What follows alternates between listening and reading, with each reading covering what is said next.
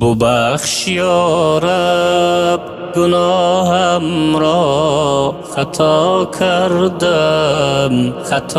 کردم تلف کردم حیاتم را، خطا کردم شدم در ملکی بیگانه، پسی بازار و ویرانه، کسی سرم نمیدانه. خطا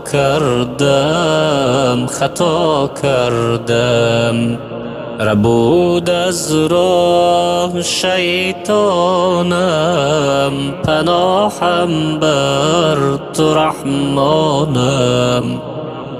گذر زین جمله عصیانم، خطا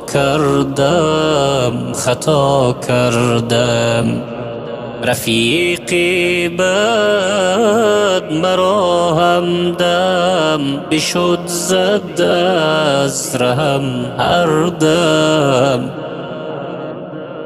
چرا این کار بد کردم؟ خطا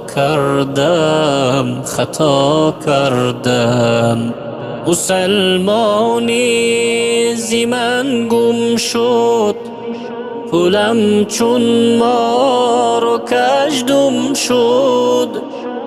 سوختم چو هیزم شد،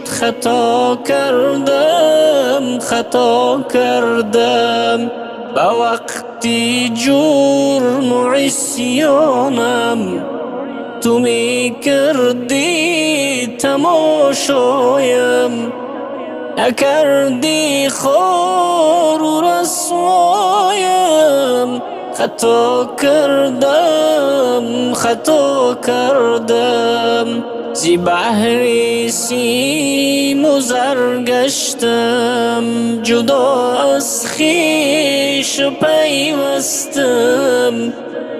بنا پاکان بگیر دستم، خطا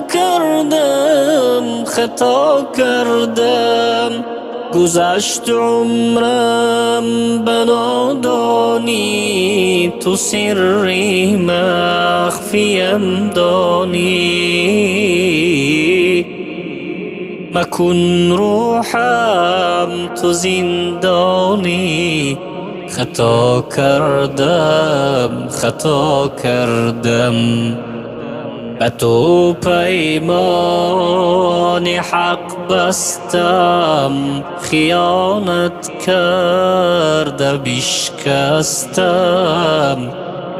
اگر آشتی کنی رستم، خطا کردم اگر آشتی کنی رستم. خطا کردم درستم گفتی ای احرار، زی خوابی خود شدم بیدار. بکردم توبه بر جبار، خطا کردم